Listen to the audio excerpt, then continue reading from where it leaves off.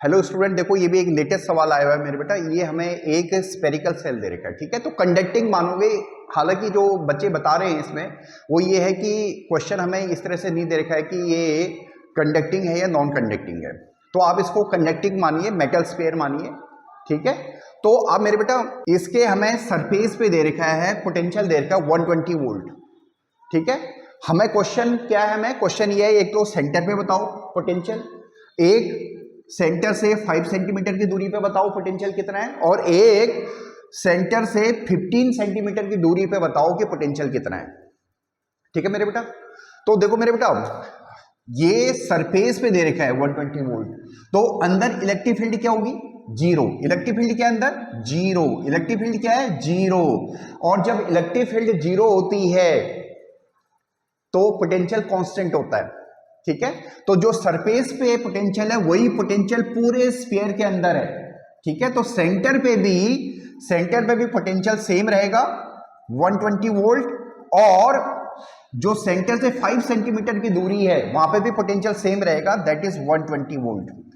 ये बेटा समझ में आ रहा आपको, ठीक है।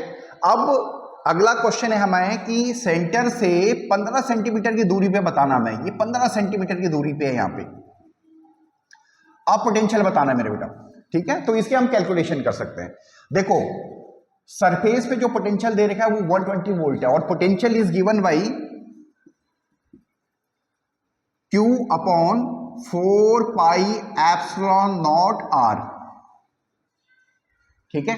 इसी 1 अपॉन 4 पाई एप्सिलॉन नॉट को कई बार हम K मान लेते हैं, तो K Q अपॉन R, ठीक है मेरे बेटा, समझ में आ रहा है। अब K की वैल्यू हम अभी नहीं डालेंगे, Q की वैल्यू हमें पता नहीं है, और R की वैल्यू सरफेस पे जो दे रखा है वो दे रखा है हमें 10 सेंटीमीटर, यानी ये जो स्फीयर है ये 10 सेंटीमीटर इसका रेडियस है, 10 सेंटीमीटर। अभी SI यूनिट से हमें कोई ज्यादा मीनिंग नहीं है क्योंकि वो यूनिट्स आपस में कट जाएंगी, ठीक है।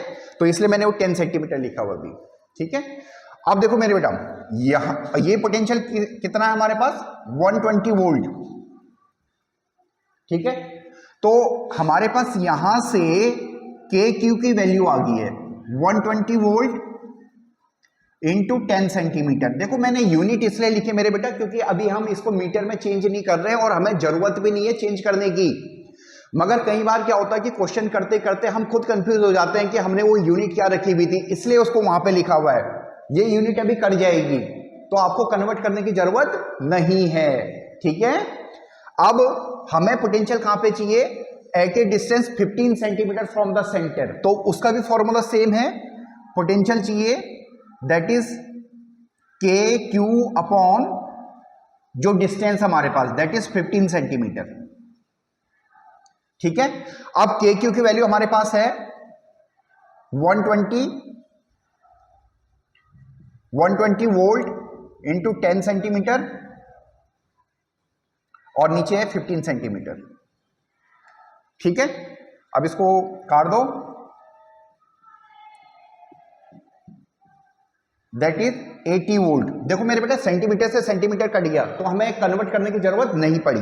तो पोटेंशियल कितना आया हमारे पास, 80 वोल्ट। ये सिंपल सवाल था मेरे बेटा। अगर किसी बच्चे ने एनसीईआरटी सही ढंग से करी होगी तो एनसीईआरटी में ये एनसीईआरटी बेस्ड है क्वेश्चन, ठीक है। बहुत हार्ड पेपर नहीं था।